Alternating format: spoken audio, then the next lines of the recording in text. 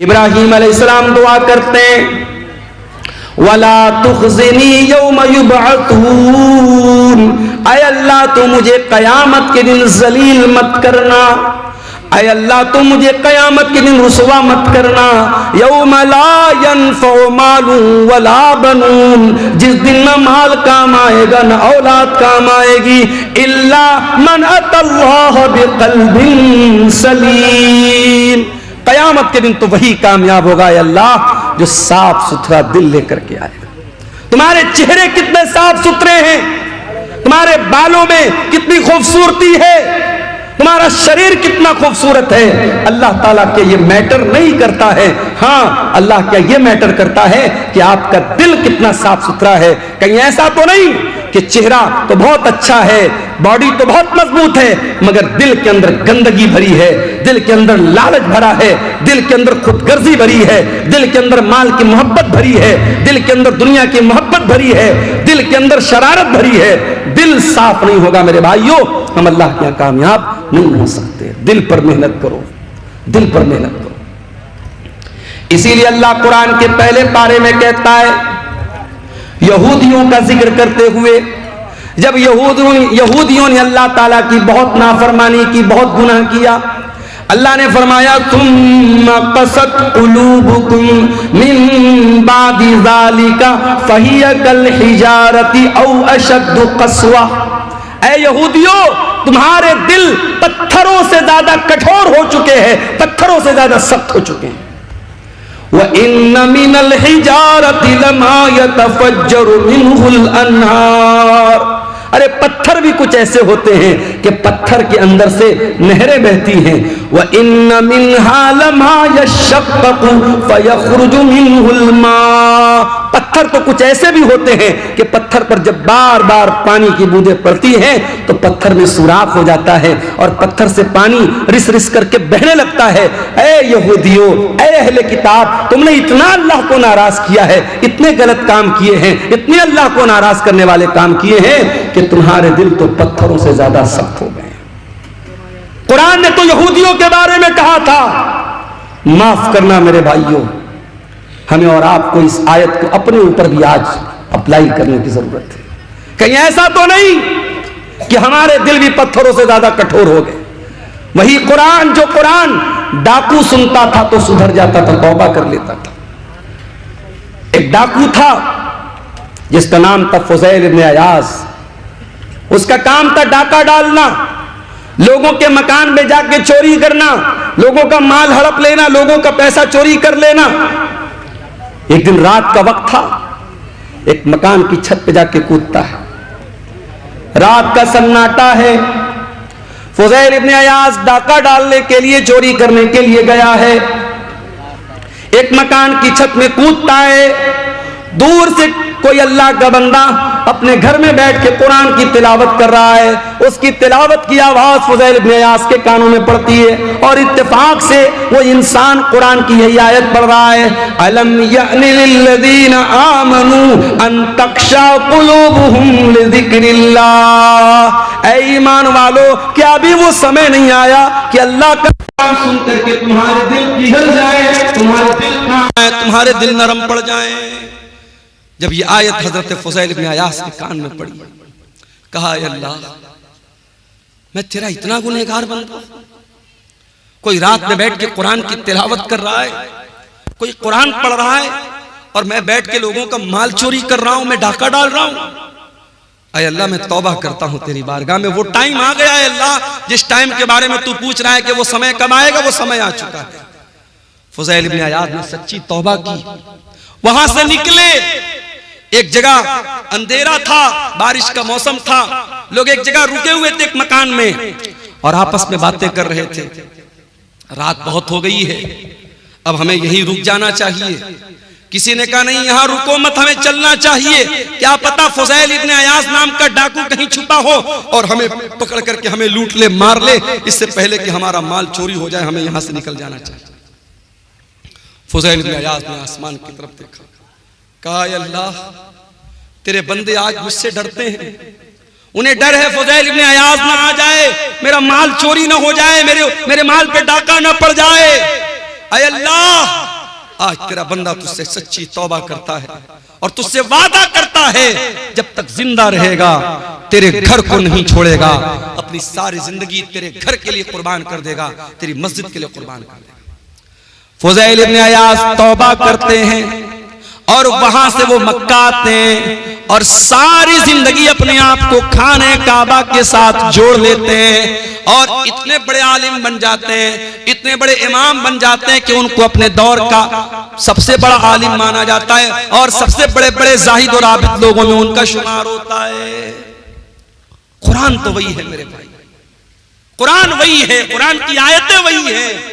एक डाकू ने सुना और तौबा कर ली और हम और आप उस कुरान को सुनते हैं और हमारे दिल पर कोई असर क्यों नहीं होता? कुरान जवाब दे रहा है, सुम्मा क़सत क़ुलूबुकुम मिन बादि ज़ालिका, तुम्हारे दिल पत्थरों से भी ज्यादा कठोर हो चुके। इत्तेफाक से रमजान के लास्ट में उम्रा करने का मौका मिला अल्लाह के फजल व करम से, उसकी तौफीक से। अब उम्रा करने भी जो लोग जाते हैं, अल्लाह माफ करे, अल्लाह रहम करे, उम्रा की बरकत भी धीरे धीरे खत्म हो रही है। वहां भी साहब तवाफ हो रहा है, साथ में सेल्फी ली जा रही है। अब बॉलीवुड की बड़ी बड़ी हीरोइनें साहब सारी जिंदगी वो नंगापन करती रही, नाचती रही, गाती रही। अब वो अपने गुनाहों को धोने के लिए क्या कर रही? उम्रा करने जा रही है। उम्रा करने गई, अब वहां क्या है साहब, फोटो शूट हो रहा है। मदीना के अंदर पहुंची तो जो बड़ी बड़ी छतरी लगी है मस्जिद नबवी के अंदर, उसके नीचे, मैं एक बॉलीवुड की हीरोइन नाम नहीं लूंगा वरना चैनल वाले भी फटफट से थंबनेल डाल देंगे, वो बेचारी जाके वहां फोटो शूट कर रही है और आकर के फिर अपना फिल्में बनाने लगी। फिर वो सारे काम जो फिल्मी दुनिया के हो रहे थे वो होने लगे। अब धीरे धीरे उम्रा और हज की रूहानियत भी मेरे भाइयों खत्म हो रही है।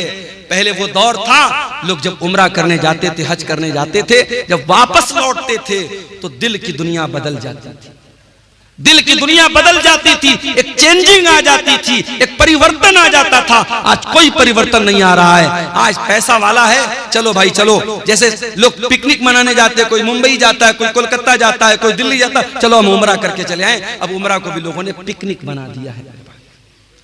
सच्चे दिल से कोई उम्रा करे, अगर कोई अपने हलाल कमाई से और सच्चे दिल से कोई हज और उम्रा करे, अल्लाह के नबी ने फरमाया कि लगातार हज और उम्रा करने से इंसान के गुनाह मिट जाते हैं और इंसान की गुर्बत और फक्र व फाका खत्म होता है, इंसान के माल में बरकत होती है।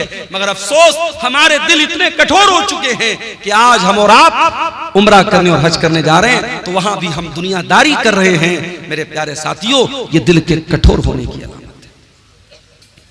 हरम के अंदर आज भी जब कुरान पढ़ा जाता है, अल्लाह की कसम खा करके कहता हूं, आप बिहार के सीमांचल के रहने वाले, आपको अरबी जबान तो नहीं आती होगी आमतौर से, आप अरबी जबान का मतलब नहीं जानते होंगे, मगर इमाम जब हरम के अंदर कुरान पढ़ता है ऐसा लगता है कि कुरान हमारे दिलों को चीर रहा है। जब अजाब की आयतें आने लगती हैं, जब जहन्नम की आयतें आने लगती हैं और हरम का इमाम उस आयत के ऊपर रोने लगता है, मैं देखता हूँ मुसल्लियान भी रोने लगते हैं, मैं देखता हूँ उसमें अफ्रीका का काला भी रो रहा है, उसमें यूरोप का गोरा भी रो रहा है, उसमें बांग्लादेश का बंगाली भी रो रहा है, उसमें इंडिया का इंडियन भी रो रहा है। जिनकी जबान अरबी नहीं है, जिनको अरबी जबान नहीं आती है, जो अरबी जबान को नहीं समझते, मगर कुरान की ऐसी कैफियत है मेरे भाइयों, कुरान का ऐसा असर है कि कुरान डायरेक्ट दिल पर असर करता है। इसलिए मैं अक्सर अपने नौजवानों से कहता हूं कि क्या म्यूजिक के चक्कर में पड़े हो, कार चला रहे हो म्यूजिक बजा रहे हो। अभी मेरा एक प्रोग्राम था दरभंगा में, अब ड्राइवर बेचारा गैर मुस्लिम था, रात का टाइम था, मुझे जल्दी निकलना भी था, सुबह क्लास भी करनी थी। ड्राइवर ने कहा मौलाना साहब अगर इजाजत हो तो गाना बजा लो। मैंने कहा भाई तो बड़ा गड़बड़ मामला है यार, अब तो मुझसे गाना बजाने की इजाजत मांग रहे हो। मैंने कहा देखिए रात का समय है, आपको भी नींद लग रही, तकरीर करके आप थके हारे हैं, और मैं अगर कुछ बजाऊंगा नहीं तो मुझे भी नींद आने लगेगी, फिर एक्सीडेंट हो सकता है। मैंने कहा अच्छा चलो ठीक है, तुम गाना बजाना चाहते हो बजा लो, हल्की आवाज में बजाओ, मैं पीछे लेट जाता हूं, सो जाता हूं। तो ये गैर मुस्लिम कर रहा है, चलो भाई उसका कोई इस्लाम से ताल्लुक नहीं है, मगर मुसलमान ड्राइवरों को मैं देखता हूं, मुसलमान लड़कों को देखता हूं, उनके कार का जो साउंड सिस्टम होता है उसमें अगर कभी कभी ऐसा भी होता है ना, मेरे सामने तो गाना नहीं बजाते, कभी कभी गलती से बजने जल्दी से बंद कर देते। तो गाना बजा रहा है आज हमारा नौजवान, ये नहीं सोचता है अगर कार चलाते हुए अल्लाह ना करे एक्सीडेंट हो गया, मौत आ गई, उसी हाल में हम मर गए, तो कयामत के दिन जब हम उठेंगे तो उस दिन भी गाना सुनते हुए और गाना बजाते हुए उठेंगे। ये कितनी बदनसीबी की मौत होगी, कितने अफसोस की मौत होगी। कानों में ईयरफोन ठूस के और कानों में ईयरपोर्ट ठूस करके वो गाना सुन रहा है, अल्लाह ना करे उसी हाल में अगर रूह निकल गई और दिल की धड़कन बंद होगी तो क्या हाल होगा तेरा। इसलिए कि अल्लाह के नबी फरमाते हैं इन्नल अब्द युबास वाला मा मात अलैहि, बंदा जिस हाल में मरेगा उसी हाल में कयामत के दिन उठाया जाएगा। जो कुरान पढ़ते हुए मरेगा वो कुरान पढ़ते हुए उठाया जाएगा, जो गाना सुनते हुए मरेगा वो गाना सुनते हुए उठाया जाएगा, जो गंदी वीडियो देखते हुए मरेगा वो गंदी वीडियो देखते हुए उठेगा, जो जिना करते हुए मरेगा वो जिना करते हुए उठेगा, जो शराब पीते हुए मरेगा वो शराब पीते हुए उठेगा, जो हलाल काम करते हुए मरेगा वो हलाल काम करते हुए उठेगा। हत्ता के अगर कोई हाजी हज करने गया है, अल्लाह के नबी ने फरमाया अगर इहराम की हालत में हाजी का इंतकाल हो जाए तो उसको अलग से कोई कफन पहनाने की जरूरत नहीं है, उसी इहराम के कपड़े में उसे कफना दो। इसलिए कि कयामत के दिन वो हाजी जब उठेगा तो उसी इहराम के कपड़े में उठेगा और लब्बैक अल्लाहुम्मा लब्बैक कहते हुए उठेगा। मेरे साथियों, अगर आपको गाना और म्यूजिक से प्यार और मोहब्बत है और आपके दिल को गाने की आवाज से सुकून मिलता है, म्यूजिक से सुकून मिलता है, तो ये इस बात की पहचान है कि दिल के अंदर ईमान बहुत कमजोर हो चुका है, दिल मुर्दा हो रहा है। इसलिए कि कुरान कहता है अला बिज़िक्रिल्लाहि तत्मइन्नुल कुलूब, ईमान वालों के दिल को तो अल्लाह के जिक्र से सुकून मिलता है, ईमान वालों के दिलों को तो कुरान से सुकून मिलता है। हमारे प्यारे नबी सल्लल्लाहु ताला अलैहि वसल्लम कुरान पढ़ा भी करते थे और कुरान सुना भी करते थे। एक मर्तबा आपने हजरत अब्दुल्ला बिन मसूद से कहा, अय अब्दुल्ला तुम मुझे कुरान पढ़ के सुनाओ। अब्दुल्ला बिन मसूद बहुत अच्छा कुरान पढ़ते थे, बहुत खूबसूरत आवाज थी। अब्दुल्ला बिन मसूद ने कहा कि अल्लाह के रसूल मैं आपको कुरान पढ़ के सुनाऊं? ये कुरान तो आप ही के ऊपर उतरा है, मैं आपको कैसे पढ़ के सुनाऊं? आपने फरमाया अय अब्दुल्ला इन्नी उहिब्बु अन अस्माअहु मिन गैरी, आज मैं दूसरे के मुंह से कुरान सुनना चाहता हूं, आज तुम मुझको कुरान पढ़ के सुनाओ। हजरत अब्दुल्ला कुरान पढ़ने लगे, अल्लाह के नबी सुन रहे हैं, हजरत अब्दुल्ला कुरान पढ़ रहे हैं। अल्लाहु अकबर, अल्लाह के नबी बैठ करके कुरान सुन रहे हैं। मेरे नौजवानों, जरा दिल पे हाथ रख के बताओ आखिरी बार तुमने अपने मोबाइल में कुरान कब सुना था? चलो आओ इसी बात पर चेक किया जाए, तुम्हारे यूट्यूब की हिस्ट्री चेक की जाए, तुम्हारे ब्राउजर की हिस्ट्री चेक की जाए, तुमने लास्ट टाइम कुरान को कब प्ले किया था, तुम्हारे मोबाइल में कुरान कब तुमने सुना था, कुरान को कब चलाया था। चेक किया जाए तो शर्मिंदगी उठानी पड़ जाएगी, शर्मिंदा होना पड़ जाएगा। मोबाइल आप लॉक करके वापस रख दे, नहीं मौलवी साहब रहने दीजिए। ये हालात है हमारे। हमारा नौजवान आज कुरान को न पढ़ता है न सुनता है। तुम्हारे नबी का हाल ये है, नबी कुरान सुन रहे हैं, हजरत अब्दुल्ला कुरान पढ़ रहे हैं। अब्दुल्ला बिन मसूद कहते हैं मैं कुरान पढ़ने लगा, अल्लाह के प्यारे नबी गौर से कुरान को सुनने लगे। मैं सूरे निसा की तिलावत कर रहा था, मैं पढ़ते पढ़ते जब सूरे निसा की आयत नंबर 31 के ऊपर पहुंचा, फकैफ़ इज़ा जिना मिन कुल्लि उम्मतिन बिशहीद व जिना बिका अला हाउलाई शहीदा। ऐ नबी, उस वक्त आपका क्या हाल होगा जब हम हर उम्मत के ऊपर से गवाह लाएंगे, और ऐ नबी हम आपकी उम्मत पर आपको गवाह बनाएंगे। जब इस आयत पर मैं पहुंचा, अल्लाह के नबी ने कहा हस्बुकलान, ऐ अब्दुल्ला अब रुक जाओ, अब बस कर दो, अब रुक जाओ, स्टॉप कर दो। हजरत अब्दुल्ला बिन मसूद कहते हैं मैंने नजरों को उठा करके देखा कि अल्लाह के नबी मुझको क्यों रोक रहे हैं, क्यों मना कर रहे हैं। फैज़ा ऐनाहु तज़रीफान, मैंने क्या देखा कि अल्लाह के नबी की आंखों से आंसू बह रहे हैं, अल्लाह के नबी रो रहे हैं, अल्लाह के नबी की आंखों से आंसू बह रहे हैं। वो जिम्मेदारी का जो एहसास आपको हुआ, जो जिम्मेदारी कयामत के दिन आपके कंधों पर डाली जाएगी, उस जिम्मेदारी को याद करके अल्लाह के नबी रो रहे हैं। नबी तो रोए अपनी जिम्मेदारी को याद करके, और हम और आप बस इसी पर फख्र करें कि साहब हम तो अहले हदीस हैं, जन्नत हमारे बाप की है, जन्नत का सर्टिफिकेट हम लेके बैठे हैं। हम और आप कभी हमें कुरान पढ़ करके और सुन करके हमें रोने की नौबत हमें नहीं आती। मेरे भाइयों, ये आंखें खुश्क हैं मौला, इन्हें रोना नहीं आता। ये आंखें खुश्क है मौला, इन्हें रोना नहीं आता। कभी गौर करो मेरे भाइयों, आखिरी बार आपकी आंखों से आंसू अल्लाह के खौफ से कब निकले थे? किसी के मरने पे निकले होंगे, कोई तकलीफ हुई होगी निकले होंगे, कोई दर्द हुआ होगा निकले होंगे, मगर इन आंसुओं से अल्लाह के खौफ से आंसू कब निकला था? जरा सोचना मेरे भाइयों, जरा हम सब अपने गिरबान में झांकें और सोचें, अल्लाह के खौफ से आंसू कब निकला था? अल्लाह के नबी फरमाते हैं, लैसा शैउन अहब्बु इलल्लाहि मिन क़त्रतैन। अल्लाह ताला को दो कतरे बहुत पसंद हैं, दो कतरे अल्लाह ताला को बहुत पसंद हैं। कतरतु दुमुइन मिन खशियतिल्लाह, एक आंसू का कतरा जो इंसान की आंखों से अल्लाह के खौफ से निकलता है, अल्लाह के डर से निकलता है, वो आंसू के कतरे अल्लाह ताला को बहुत पसंद हैं। व कतरतु दमिन तुहराक़ु फी सबीलिल्लाह, और दूसरा वो खून का कतरा जो अल्लाह की राह में बहाया जाता है, अल्लाह की राह में शहीद होने वाला, अल्लाह की राह में जिहाद करने वाला, अल्लाह की राह में लड़ने वाला, उसके खून के कतरे अल्लाह ताला को बहुत पसंद हैं। वो आंसू जो अल्लाह के खौफ से निकलते हैं मेरे भाई, वो आंसू अल्लाह को बहुत पसंद है।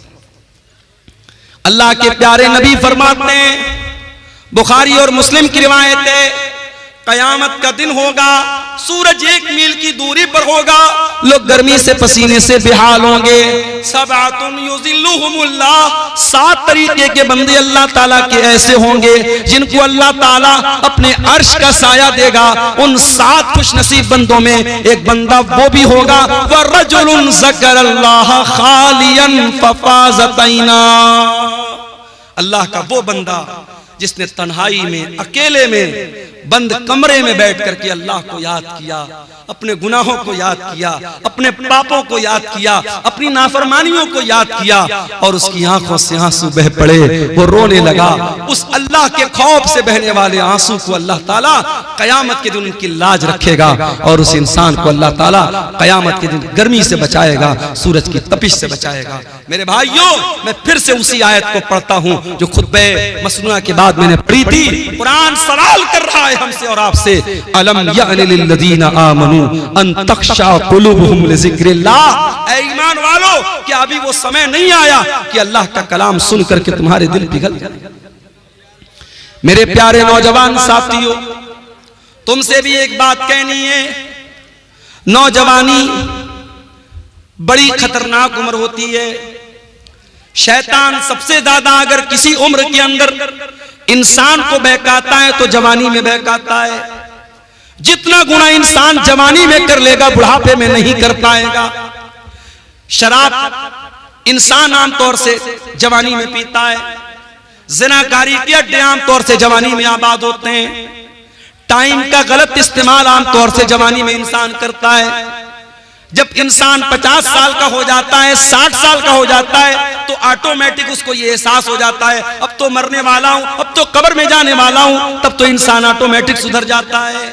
असल जो सुधरने की उम्र है वो तो जवानी की उम्र है, जो तौबा करने की उम्र है, जो अल्लाह से माफी मांगने की उम्र है, माफ करना, वो 20 से 40 साल के बीच की उम्र है।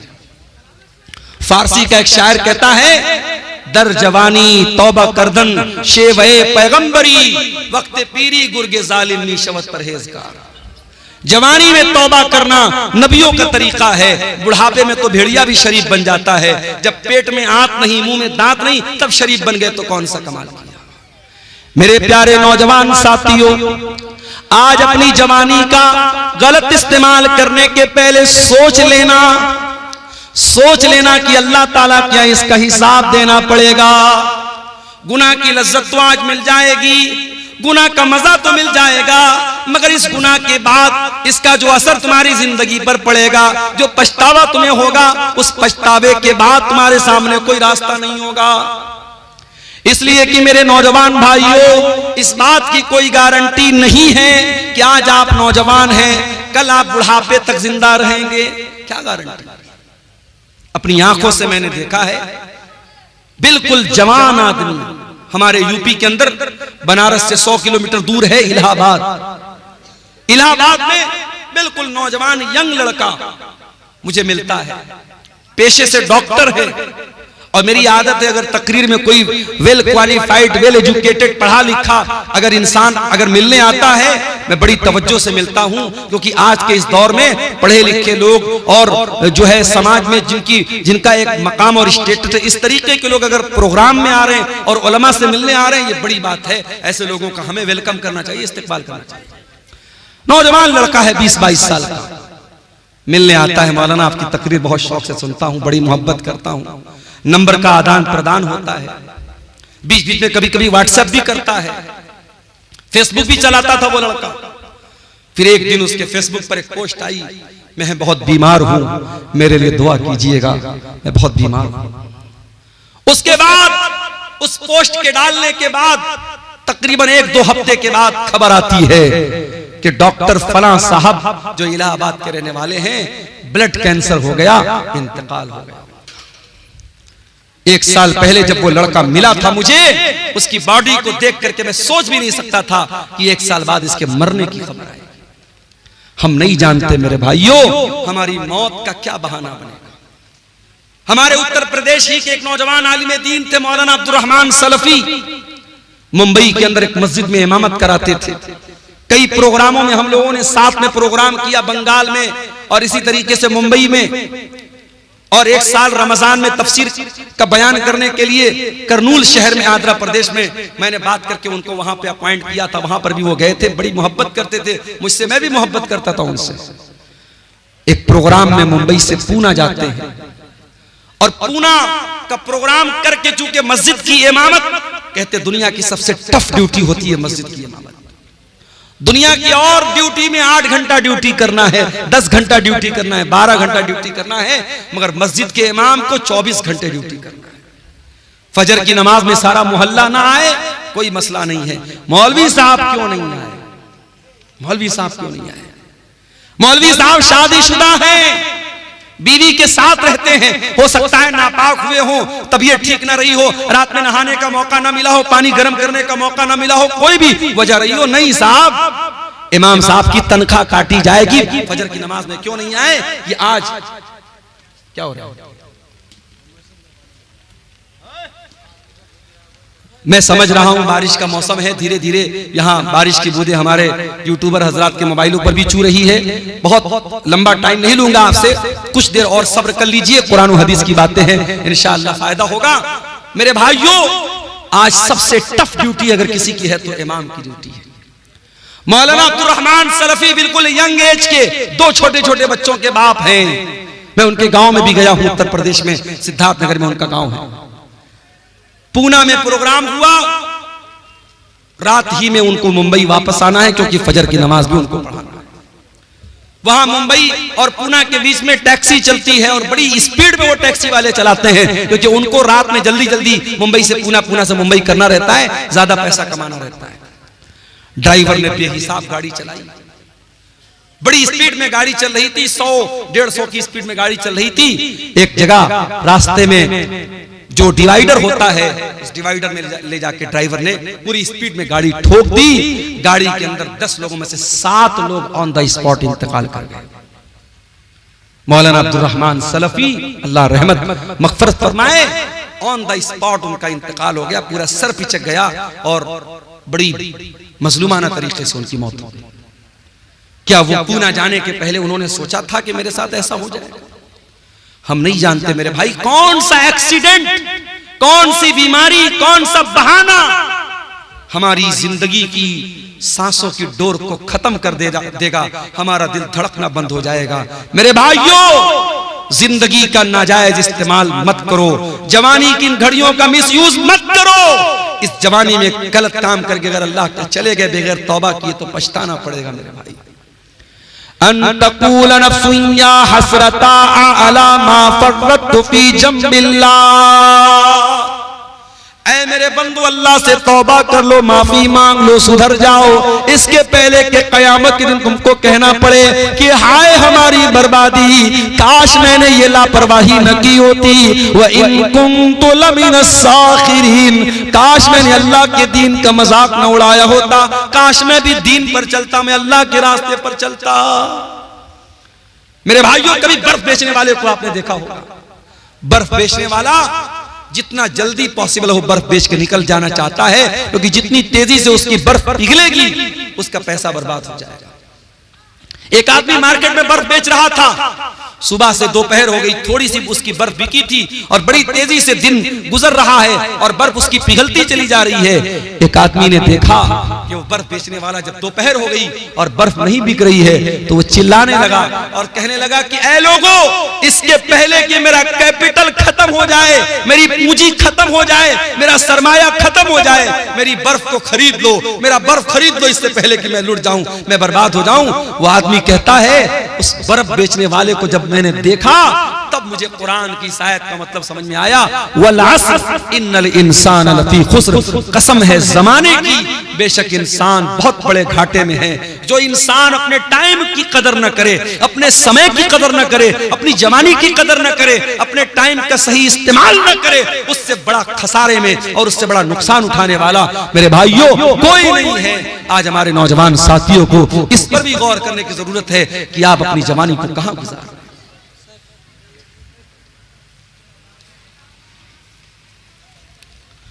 कुरान का वो सवाल हमसे और आपसे हो रहा है मेरे भाई, अलम यानि लिल्लज़ीना आमनु अन तख्शा कुलूबुहुम लिज़िक्रिल्लाह, क्या ईमान वालों के लिए अभी वो समय नहीं आया कि अल्लाह का कलाम सुन करके उनके दिल पिघल जाएं, नरम पड़ जाएं। आज हमारे दिल इतने कठोर हो चुके हैं, मुर्दे को दफनाने के लिए कब्रिस्तान में लेकर के जाते हैं, अपने हाथों से कफनाते हैं, दफनाते हैं, मिट्टी देते हैं, फिर भी हमको ये एहसास नहीं होता कि एक दिन हमारे साथ यही होने वाला है। मेरे प्यारे भाइयों, आज बंद कमरे में लाइट को बंद कर दिया जाए, पंखा बंद कर दिया जाए, कमरा बंद कर दिया जाए, चारों तरफ से पैक कर दिया जाए और उस कमरे में हमको रखा जाए, हमारा दम घुटने लगेगा, हम बेचैन हो जाएंगे। ओ लोगों, जरा तसव्वुर करो, जरा गौर करो, कब्र के अंदर जब आप जाएंगे मेरे भाइयों, हम और आप जाएंगे, उस कब्र के अंदर हमें रखा जाएगा और मिट्टी डाल करके लोग चले जाएंगे। न वहां कोई लाइट होगी, न वहां कोई एसी होगा, न वहां कोई कूलर होगा, न वहां कोई पंखा होगा।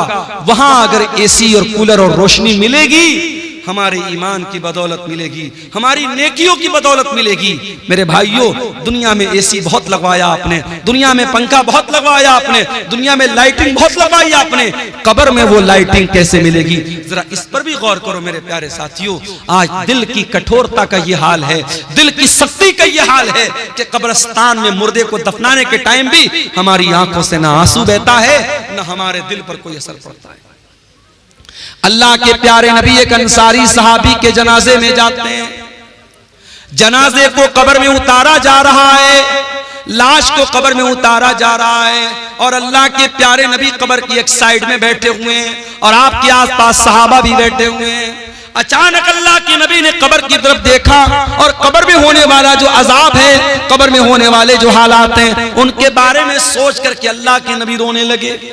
इतना रोए, हदीस के अल्फाज हत्ता बल्ल सरा, आपके आंसुओं से वो उस जगह की जमीन भीग गई, वहां की मिट्टी भीग गई और आपने उस कब्र की तरफ इशारा करके फरमाया, लिमिस्लि हाज़ा फ़अइदू या इख़वानी, ऐ मेरे सहाबा, इस कब्र की तैयारी करो, यहाँ तुमको जाना है, इस कब्र में तुमको जाना है, यहाँ तुमको हिसाब देना है, तैयारी करना है तो इस कब्र की तैयारी करो। मेरे प्यारे साथियों, आज हालात ये हैं, मैं आपके कटिहार का हाल नहीं जानता, मैं आपके पूर्णिया अररिया का हाल नहीं जानता, मगर बनारस के कब्रिस्तानों में मैंने देखा कि बहुत सारे नौजवान कब्रिस्तान पे बैठकर जुआ खेलते हैं, बहुत सारे नौजवान कब्रिस्तान पे बैठ के शराब पीते हैं, बहुत सारे नौजवान मोबाइल पर गंदी वीडियो देखते हैं। यानी जहां हमारे मुर्दे दफन हैं, जहां अपने अपने अमल के हिसाब से कब्र में उनके साथ मामला हो रहा है, उस कब्रिस्तान में बैठ करके भी आज इंसान अल्लाह को याद नहीं करता है, मौत को याद नहीं करता है।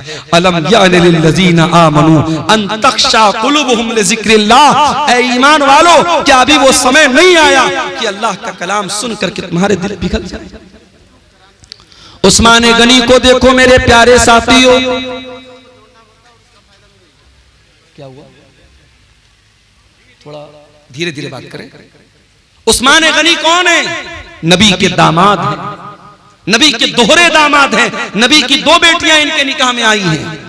उस्मान गनी वो उस्मान है, हर मौके पर अल्लाह के दीन के लिए, मस्जिद के लिए, नबी के मदरसे के लिए, नबी के सहाबा को पानी पिलाने के लिए, इस्लाम की राह में लुटाने के लिए उस्मान गनी अपनी दौलत का मुंह खोल देते हैं। उस्मान गनी ने कभी अपने कदम को पीछे नहीं रखा। वो उस्मान गनी जिनका नाम लेकर के नबी ने कहा था मा ज़र्रा उस्मान मा अमिल बादल यौम क़त्तो, उस्मान ने इतना अल्लाह की राह में दे दिया है, उस्मान का कोई गुनाह भी उसका कुछ बिगाड़ नहीं सकता है। वो उस्मान गनी जब कब्रिस्तान से गुजरते थे ज़ारो कतार रोने लगते थे। किसी ने पूछा क्या है उस्मान, क्या बात है, जन्नत की बात आती है तो आप नहीं रोते हैं, जहन्नम की बात आती है तो आप नहीं रोते हैं, कब्रिस्तान को देख करके क्यों रोने लगते हैं? उस्मान गनी कहते हैं ओ लोगों, मैंने अपने प्यारे नबी को ये फरमाते हुए सुना है इन्नल कब्र अव्वलु मंजिल मिन मनाजिलिल आखिरह, ये कब्र आखिरत की पहली सीढ़ी है, कब्र आखिरत की पहली मंजिल है। जिसने इस मंजिल को पार कर लिया उसके लिए आगे की मंजिल आसान है। ऐ लोगों, जब मैं कब्र को देखता हूं मुझे अपनी आखिरत याद आ जाती है और मैं अपने आंसुओं पर कंट्रोल नहीं कर पाता। आज हमें और आपको क्या कब्रिस्तान पे जाके मौत याद आती है? नहीं याद आती। आज तो कब्रिस्तान और कब्र पर भी आज मेला लगता है। आपको यकीन ना आए, मुंबई की हाजी अली की दरगाह पे जाके आप देख लें, यकीन ना आए लखनऊ की देवा की दरगाह पे आप जाके देख लें, यकीन ना आए अंबेडकर नगर बसखारी में कछौचा की दरगाह पे आप जाके देख लें, यकीन ना आए अजमेर में ख्वाजा मोइनुद्दीन चिश्ती अजमेरी की दरगाह पे जाके देख लें। वहां आपको लड़कियां भी नजर आएंगी, लड़के भी नजर आएंगे, शिर्क भी हो रहा है, नजरों का गुनाह भी हो रहा है, बदचलनी और बेहयाई भी हो रही है। आज कब्र पे जाके मौत किसको याद आती है? मेरे प्यारे साथियों, कुरान का सवाल बरकरार है, अलम यानि लिल्लज़ीना आमनू अन तख्शा कुलूबुहुम लिज़िक्रिल्लाह। ऐ ईमान वालों, क्या अभी वो समय नहीं आया कि अल्लाह का कलाम सुन करके तुम्हारे दिल पिघल जाए? आज हमारी रातें गुनाहों में गुजरती हैं। हमारे नबी रातों को रोया करते थे, तहज्जुद की नमाज में आप रोते थे, और एक दिन आप तहज्जुद की नमाज के लिए उठते हैं और फजर की अजान तक आप रोते रहते हैं। और जब हजरत बिलाल आकर के पूछते हैं ऐ अल्लाह के नबी आप इतना क्यों रोते हैं, तो अल्लाह के नबी कहते हैं कि ऐ बिलाल, आज की रात मेरे ऊपर कुरान की ऐसी आयत उतरी है कि इस आयत पर जो गौर करे और जो इस आयत को पढ़े और गौर न करे उसके लिए बर्बादी है। कौन सी आयत थी? सूरह आल इमरान की आयत थी, इन्न फी खल्क़िस समावाति वल अर्दि वख्तिलाफिल लैलि वन नहारी लआयातिल लिउलिल अलबाब। बेशक उन लोगों जमीन व आसमान की तख्लीक के अंदर और रात और दिन के आने जाने के अंदर गौर करने वालों के लिए, अक्लमंद लोगों के लिए निशानियां हैं। इन तमाम कायनात के अंदर जो गौर करता है वो अक्लमंद है, और उस अक्लमंद इंसान की पहचान क्या है? वो अल्लाह को याद करता है, वो उठते बैठते लेटते जागते अल्लाह को याद करता है। बारिश तेज हो रही है मेरे ख्याल से। ये एक साहब ने कुछ सवालात किए हैं, इनको देख लेते हैं। औलाद को जायदाद से महरूम करना कैसा है? गुनाह है, बहुत बड़ा गुनाह है। औलाद जितनी भी नाफरमान हो, औलाद को माँ बाप को यह अधिकार नहीं है कि उसको जायदाद से आग कर दे, महरूम कर दे। मैं इसी कटिहार के इलाके में बयान कर चुका हूं कि बहुत सारे ऐसे केस भी देखने को मिले हैं कि बाप की वजह से बेटे की आंख में आंसू है। बाप एक बेटे को अपनी सारी जमीन और जायदाद दे रहा है और दूसरे बेटे को महरूम कर रहा है।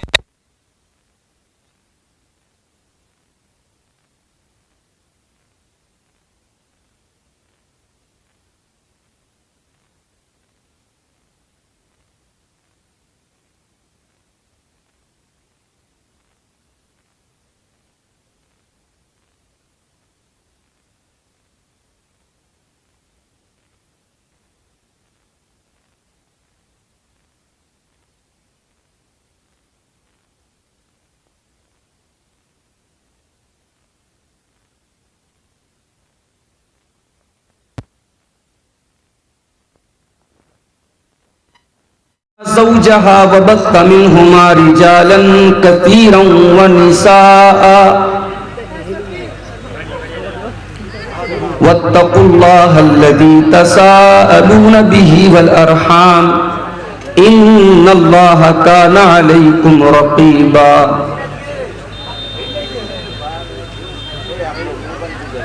या अय्युहल्लज़ीना आमनुत्तकुल्लाहा वक़ूलू क़ौलन सदीदा युस्लिह लकुम अमालकुम व यग़फिर लकुम ज़ुनूबकुम व मन युतिइल्लाह व रसूलहु फ़क़द फ़ाज़ फ़ौज़न अज़ीमा।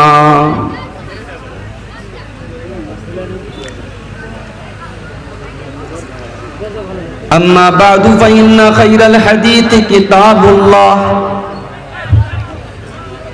व खैरल हदी हदी मुहम्मदिन सल्लल्लाहु अलैहि वसल्लम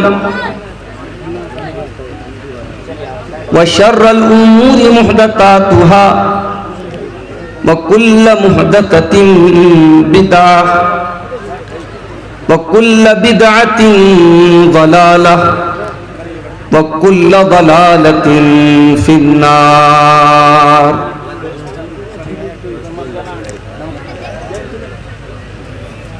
अऊज़ु बिल्लाहि मिनश शैतानिर रजीम। बिस्मिल्लाहिर रहमानिर रहीम।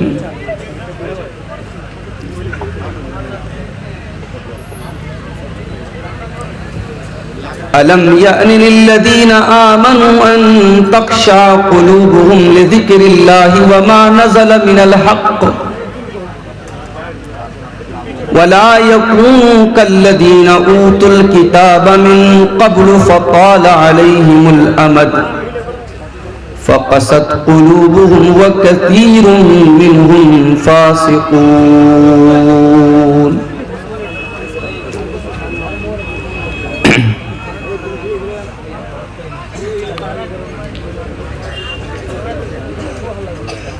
गदा को बादशाह या बादशाहों को गदा कर दे, गदा को बादशाह या बादशाहों को गदा कर दे। तो जब चाहे जिसे चाहे जो चाहे वो अता कर दे। हुबाबे बहर को मोती बना दे जिस घड़ी चाहे, जो चाहे चीर कर दरिया की मौजें रास्ता कर दे। जो सुल्तानी का दावा कर रहा है मुल्क पर बरसों, पकड़ कर ऐसे जालिम को तू लम्हों में फना कर दे। पकड़ कर ऐसे जालिम को तू लम्हों में फना कर दे। हुई मेरी जबीना खम कभी अग़यार के दर पर, तो मुझ पर रहम कर मौला जहन्नम से रिहा कर दे। तो मुझ पर रहम कर मौला जहन्नम से रिहा कर दे। अबू बकर उमर उस्मान हैदर जिस पे चलते थे, अबू बकर उमर उस्मान हैदर जिस पे चलते थे, उसी बरहक नबी की राह पर हमको फिदा कर दे। उसी बरहक नबी की राह पर हमको फिदा कर दे। बसीरत कर अता कुरान की आयात बरहक की, खुदा हमको फिदाए सुन्नते खैरुल वरा कर दे। खुदाया हिंद के मजलूम बंदों की दुआएं सुन, खुदाया हिंद के मजलूम बंदों की दुआएं सुन, तो उनको पंजे जालिम से जल्दी से रिहा कर दे। अरे तेरे नादान बंदे जादे हक से जो भटके हैं, खुदाया ऐसे बंदों को तू रहवारे खुदा कर दे। इलाही तालिबे आजिज तेरी रहमत का तालिब है, बरोज़े हश्र सर पर उसके रहमत की रिदा कर दे। सदर मोहतरम, उलमाए किराम, मोहतरम बुजुर्गों, नौजवान साथियों, माओ और बहनों, प्यारे बच्चों, रात के तकरीबन 2 बजने वाले हैं। मौसम बारिश का बन चुका है। इस इलाके में कल भी कुछ प्रोग्राम थे। मुझे भाइयों ने बताया कि बारिश की वजह से वो प्रोग्राम पूरी तरीके से बर्बाद हो गए, प्रोग्राम नहीं हो पाए। आज का आपका ये प्रोग्राम अल्लाह के फजलो करम से कामयाब प्रोग्राम रहा और रात के 2 बजे भी बारिश के बावजूद और मौसम में ठंडक हो जाने के बावजूद आप हजरात की बड़ी तादाद पिंडाल के नीचे मौजूद है। माए बहनें भी हमारी बहुत सारी अभी तक मौजूद हैं। ये इस बात की दलील है, इस बात की निशानी है कि आपके दिलों में अल्लाह ताला ने कुरान और हदीस की बातों को सुनने का और उलमा की मोहब्बत का जज्बा अल्लाह ताला ने आपके दिलों में रखा है।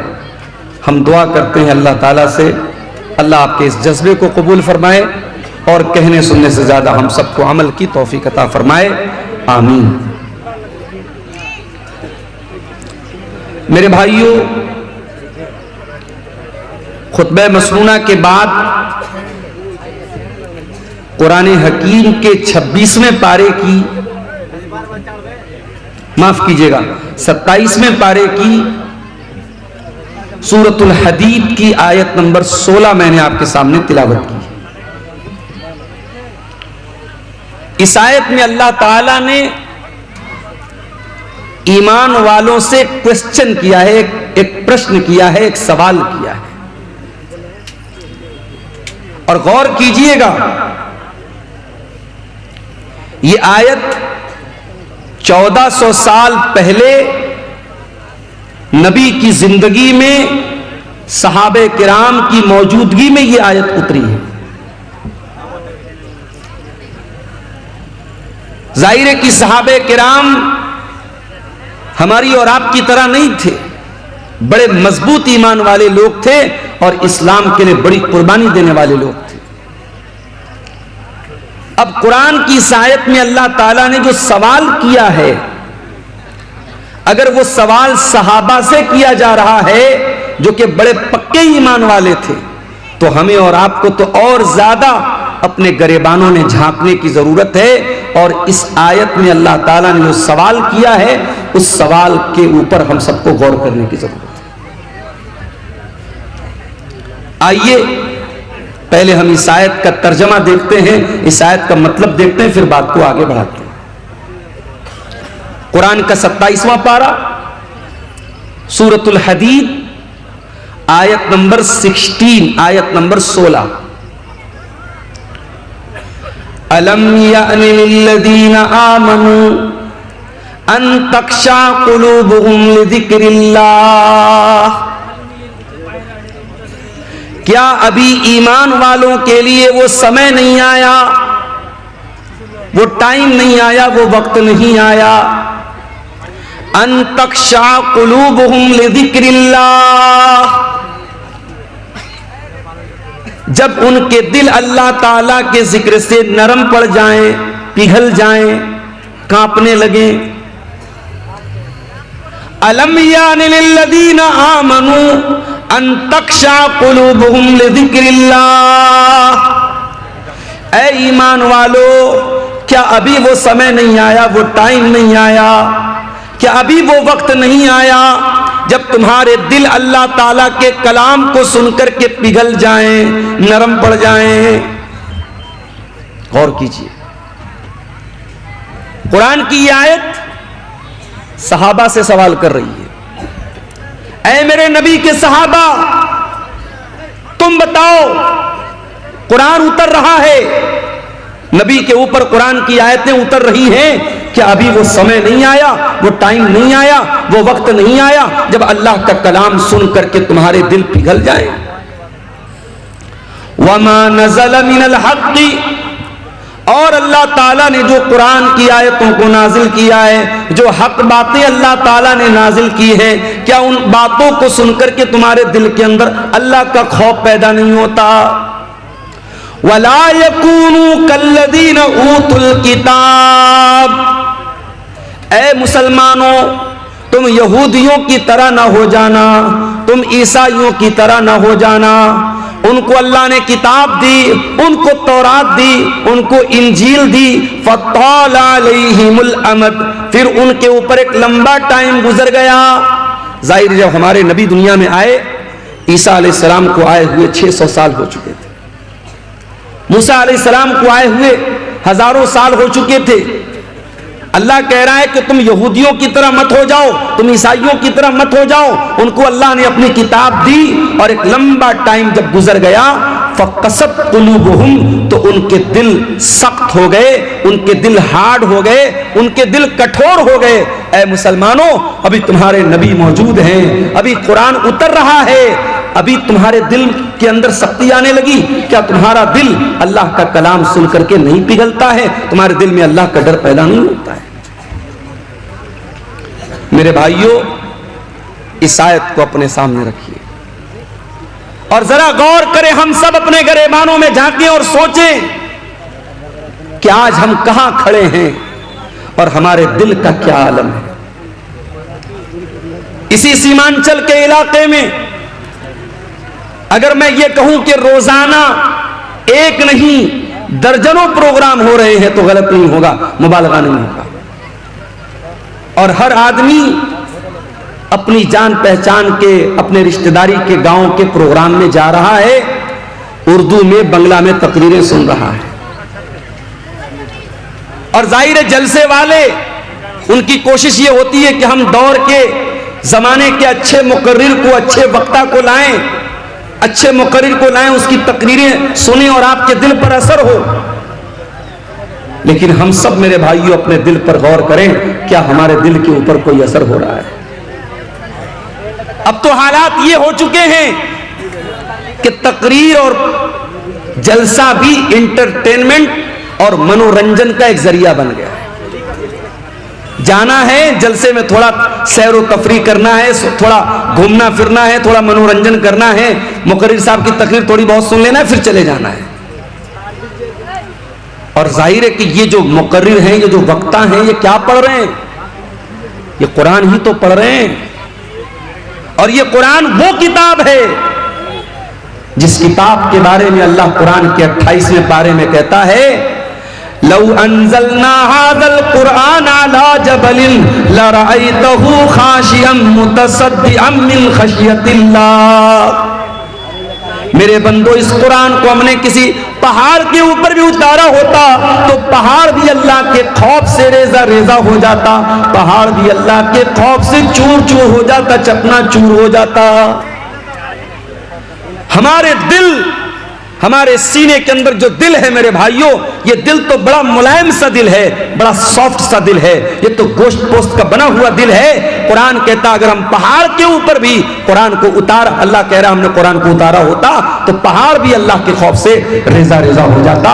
इसका मतलब ये हुआ, इसका मतलब ये हुआ, अगर कुरान की आयतों को सुनने के बाद भी हमारे दिल के ऊपर कोई असर नहीं पड़ रहा है मेरे भाइयों। इसका मतलब यह हुआ कि हमारे दिल पहाड़ से भी ज्यादा कठोर हो चुके हैं, पत्थर से भी ज्यादा कठोर हो चुके हैं मेरे भाइयों। आज अल्हम्दुलिल्लाह शेरशाहबादी बिरादरी में हम बड़े फख्र के साथ कहते हैं कि साहब हम लोग अहले हदीस हैं।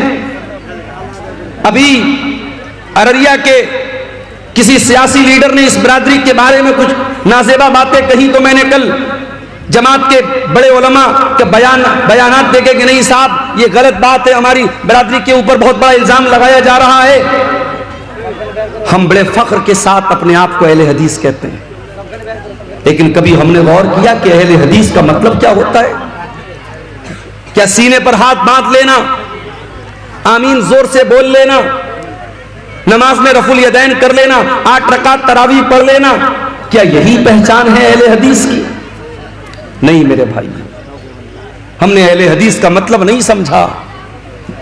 अहले हदीस उस इंसान को बोलते हैं जो कुरान और हदीस के ऊपर अमल करता है, सिर्फ जबान से दावा नहीं करता है, अमल करता है, जिसका अखलाक, जिसका किरदार, जिसका कैरेक्टर, जिसका चाल चलन, जिसका चरित्र ये बताता है कि हाँ ये कुरान और हदीस पर चलने वाला है, उस इंसान को अहले हदीस कहते हैं, उस इंसान को सलफी कहते हैं। और आज भी दुनिया में ऐसे लोग हैं कि आप हैरत करेंगे कि क्या ऐसे भी लोग पैदा हो सकते हैं। चलिए मैं आपको एक सच्चा वाकया सुनाता हूं, जो लेटेस्ट वाकया है, हमारे इस दौर का वाकया है। इस दौर में जब इंसानियत मुर्दा हो रही है, जब अखलाक फना हो रहे हैं, जब लोग बातें तो बड़ी बड़ी करते हैं लेकिन अमल के मामले में जीरो हैं, इस दौर का एक सच्चा वाकया मैं आपको बता रहा हूं। चलिए मैं आपको मदीना लेके चलता हूं। मदीना के अंदर एक बहुत बड़े आलिम हैं, इस वक्त बहुत बूढ़े हो चुके हैं, उनका नाम है शेख अब्दुल मोहसिन अल अब्बाद हफिज़हुल्लाह, बहुत बड़े आलिम हैं शेख अब्दुल मोहसिन अल अब्बाद। उनको मुहद्दिसे मदीना कहा जाता है, मदीना के बहुत बड़े आलिम हैं, इमाम हैं। उनके बेटे जिनका नाम शेख अब्दुल रज़्ज़ाक अल बद्र है, वो मदीना यूनिवर्सिटी के अंदर हदीस पढ़ाते हैं और मस्जिद नबवी में हदीस का दर्स देते हैं, और हजारों नहीं लाखों स्टूडेंट्स उनसे हदीस पढ़ते हैं। शेख अब्दुल रज़्ज़ाक अल बद्र बहुत बड़े आलिम हैं, बहुत बड़े स्कॉलर हैं, और उनकी शोहरत इतनी है कि एक मरतबा वो मलेशिया गए और वहां एक मस्जिद में उनका दर्स था, तो सिर्फ उनके उस दर्स में 1 लाख के करीब तलबा और स्टूडेंट शामिल हुए थे। इतनी बड़ी वो सेलिब्रिटी और इतनी बड़ी शख्सियत है शेख अब्दुल रज़्ज़ाक अल बद्र की। शेख अब्दुल रज़्ज़ाक अल बद्र के यहां एक आदमी ड्राइविंग का काम करता था, गाड़ी चलाता था, इंडिया के आंध्र प्रदेश के शहर विजयवाड़ा का। विजयवाड़ा बहुत मशहूर शहर है आंध्र प्रदेश का। मैं 2 साल वहां रमजान में रहा हूं, बहुत अच्छे लोग हैं, बड़े दीनदार लोग हैं। विजयवाड़ा का एक आदमी सऊदी अरब में शेख अब्दुल रज़्ज़ाक अल बद्र के घर 4 व्हीलर की कार की ड्राइविंग करता था, ड्राइवर था। अब जाहिर है ड्राइवर की हैसियत क्या होती है भाई, ड्राइवर एक मुलाजिम होता है, नौकर होता है, उसको तनख्वाह देते हैं, हमारे यहां काम करता है। वो ड्राइवर बीमार पड़ गया, 20 साल तक उसने सर्विस की, फिर बीमार रहने लगा। उसने शेख से माजरत की कि अब मेरी तबीयत खराब रहती है, वो इंडिया वापस चला आया।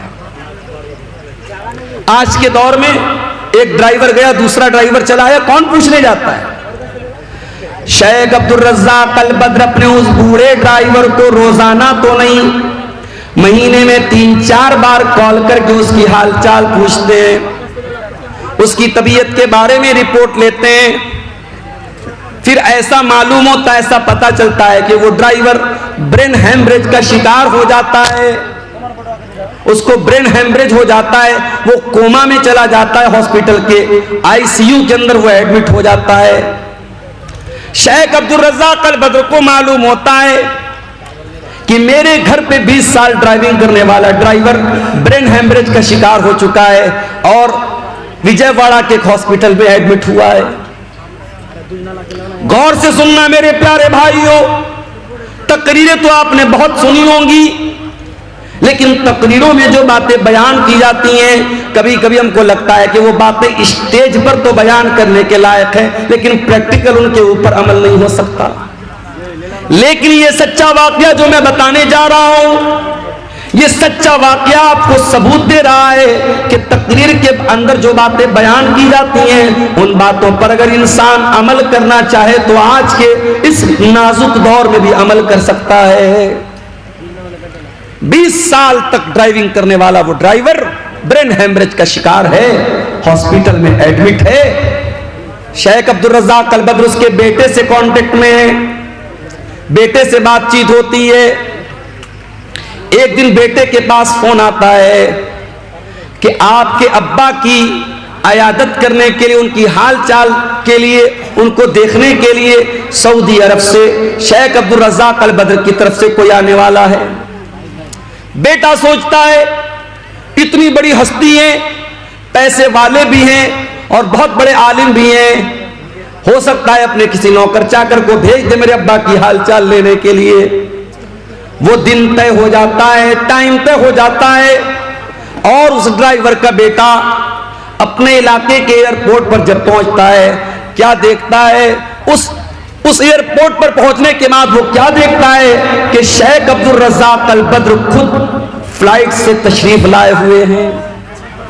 अपने बूढ़े ड्राइवर, अपने बीमार ड्राइवर की अयादत करने के लिए, उसकी हाल चाल लेने के लिए, उसकी खबरगिरी करने के लिए सऊदी अरब से विजयवाड़ा तक का, आंध्र प्रदेश तक का लंबा सफर बगैर किसी अपॉइंटमेंट के और बगैर किसी को बताए हुए शेख अब्दुल रज़्ज़ाक अल बद्र तय करते हैं। मेरे भाइयों, हमारा हाल तो ये, हम कटिहार से पटना भी अगर जाते तो कोई ना कोई मकसद होता है, कोई ना कोई कारोबारी मामला होता है, किसी से पैसे का लेन देन होता है, कोई ना कोई दुनियावी मफाद होता है। मेरे प्यारे साथियों, जिस दौर में इंसान किसी को बेमतलब सलाम भी नहीं करता है, ऐसे दौर में क्या ऐसा भी अखलाक मिल सकता है? मेरे प्यारे भाइयों, सऊदी अरब की सरजमीन से शेख अब्दुल रज़्ज़ाक अल बद्र फ्लाइट के जरिए आते हैं। हालांकि अगर वो एक कॉल कर दें, एक मैसेज कर दें, उनके लाखों स्टूडेंट हैं हिंदुस्तान की सरजमीन पर, जो बच्चे मदीना में जाके पढ़ते हैं वो शेख अब्दुल रज़्ज़ाक अल बद्र से भी पढ़ते हैं। जितने मदनी आलिम आपको मिलेंगे, जो बाद में जो मदनी आलिम हुए वो सब उनके शागिर्द आपको मिलेंगे। जितने भी मदनी आलिम हैं सब मदीना में पढ़े, उनके शागिर्द हैं।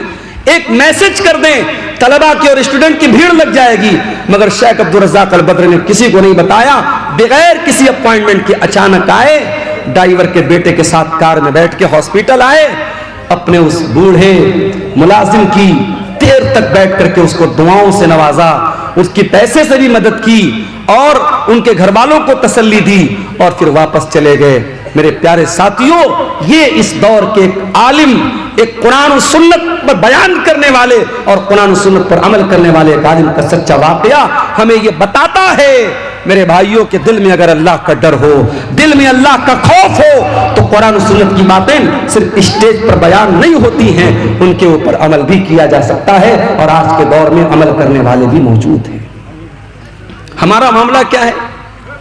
मुझसे कभी कभी लोग सवाल करते हैं, मैं मुंबई गया, लोग मुझसे पूछने लगे मौलाना साहब, लगता है आपका प्रोग्राम कटिहार में बहुत होता है। अच्छा, कुछ तो चैनल वालों की मेहरबानी है, एक ही तकरीर को वो 10 चैनल वाले, अब तो ये माशाल्लाह गिनती करना चाहे तो हम लोग गिनती भी नहीं कर सकते कितने कैमरे लगे हैं, इसमें क्या क्या नाम है चैनल का ये भी नहीं मालूम। अब तो मैं डरता हूं भाई, कौन सी बात कब निकल जाए और ये चैनल वाले क्या उसको उन्वान दे दें। डॉक्टर जाकिर नायक साहब के बारे में मैंने बड़े अदब के दायरे में, बड़ी तहजीब के दायरे में, इसी सीमांचल में तकरीर में उनकी कुछ बातों से इख्तिलाफ किया। अब चैनल वाला क्या थंबनेल डाल रहा है, डॉक्टर जाकिर नायक हनफी हो गया, डॉक्टर जाकिर नायक अहले हदीस नहीं है, उससे बचो। अब लोग मुझसे सवाल कर रहे हैं कि आपने डॉक्टर जाकिर नायक के खिलाफ क्या बोला है, क्या बोला है। मैंने कहा भैया जाके चैनल वालों से पूछो। तो हालात तो ये है, मैं बयान कुछ करता हूं, उस पर रिपोर्ट कुछ लगा देते हैं। तो लोग मुझसे सवाल करते हैं मुंबई वगैरह में कि मौलाना लगता है आपका प्रोग्राम उधर जो है कटिहार साइड में, सीमांचल साइड में बहुत होता है। और हकीकत में अगर आप देखें, सिर्फ मेरी बात नहीं है, जो भी हमारे जमात के बड़े बड़े मुकर्रिरीन हैं, जैसे मौलाना जरजीज साहब हो गए और इसी तरीके से और भी जो भी इस वक्त जो मुकर्रिरीन को हम जानते हैं, जो चल रहे हैं या जिनको सोशल मीडिया पे सुना जा रहा है, उसमें से बहुत सारे लोग आपके सीमांचल में आते हैं। सीमांचल में जलसे इतने हो रहे हैं, तकरीरें इतनी सुनी जा रही हैं, मगर असर क्यों नहीं हो रहा है? क्या बेपर्दगी में कोई कमी आ रही है? क्या शराब के नशे में कोई कमी आ रही है? क्या ज़िनाकारी और बदकारी में कोई कमी आ रही है? क्या शादी ब्याह में लेन देन में कोई कमी आ रही है? इसी बिहार की सरजमीन पर चंपारण के एक हमारे दोस्त हैं, साथी हैं, हमारे साथ पढ़ाने वाले टीचर हैं, उनकी बेटी के रिश्ते की बात आई। लड़का मामूली सा कोई काम करता है, मेहनत मजदूरी का काम करता है, 5 लाख रुपए की डिमांड की उसने। वो टीचर हमारे साथ पढ़ाते कहने लगे, मौलाना ये हालात है हमारी जमात के लोगों के। अहले हदीस लड़का है, घर वाले बड़े पक्के अहले हदीस हैं, 5 लाख रुपए की डिमांड हुई है कि लड़की की शादी करना है तो 5 लाख रुपया लेके आओ। मेरे भाइयों, दावा करना बंद कर दो अहले हदीसियत का। तुम्हारे शादी ब्याह में अगर तुम कुरान और सुन्नत को फॉलो नहीं करते हो, लेन देन में अगर कुरान और हदीस को फॉलो नहीं करते हो, चाल चलन में कुरान और हदीस पर नहीं चलते हो, तो सिर्फ सीने पर हाथ बांध कर और रफुल यदैन करके अपने आप को अहले हदीस कहना बंद कर दो, बंद कर दो अहले हदीसों को बदनाम करना। हमारे दिल कठोर हो चुके हैं मेरे भाई, इतनी तकरीरें सुन रहे हैं मगर कोई असर नहीं पड़ रहा है। क्यों? कुरान का वो सवाल हमसे और आपसे भी हो रहा है, अलम यानि लिल्लज़ीना आमनू, ऐ ईमान वालों वो समय कब आएगा, वो टाइम कब आएगा, वो वक्त कब आएगा, अन तख्शा कुलूबुहुम लिज़िक्रिल्लाह, कि अल्लाह का कलाम सुन करके सिर्फ तुम्हारे कानों को अच्छा नहीं लगेगा, बल्कि तुम्हारे दिल के ऊपर भी उसका इफेक्ट पड़ेगा, उसका प्रभाव पड़ेगा। हमारा हाल तो ये हो गया है, एक कान से सुनना है, दूसरे कान से उड़ा देना, कान तक ताल्लुक है, बस दिल से कोई कनेक्शन नहीं है। हमारे नौजवानों को देख लो, हमारी बहनों को देख लो, नौजवान लड़कियों को देख लो, सारी मेहनत किस पर हो रही है? शरीर पर हो रही है, चेहरे पर हो रही है। लड़कों को देखो, जिम जा रहे हैं, चिकन खा रहे हैं, मटन खा रहे हैं, क्यों साहब बॉडी बन जाए। लड़कियों को देखो, आधा आधा घंटा आईने के सामने खड़ी है, क्या कर रही है? मेकअप कर रही है। ब्यूटी पार्लर में दुल्हन जाती है, जाने के टाइम जो है वो उसका कलर कुछ और होता है, आने के टाइम कलर कुछ और होता है, डिजाइन पूरा बदल जाता है। आप देख ले, मेकअप पर इतनी मेहनत हो रही है, लेकिन इस पर कोई मेहनत नहीं हो रही है। अल्लाह ताला के यहाँ जिस चीज की वैल्यू है मेरे भाइयों, फेस की वैल्यू नहीं है। अल्लाह के यहाँ हमारी बॉडी की वैल्यू नहीं है, अल्लाह ताला के यहाँ हमारे दिल की वैल्यू है।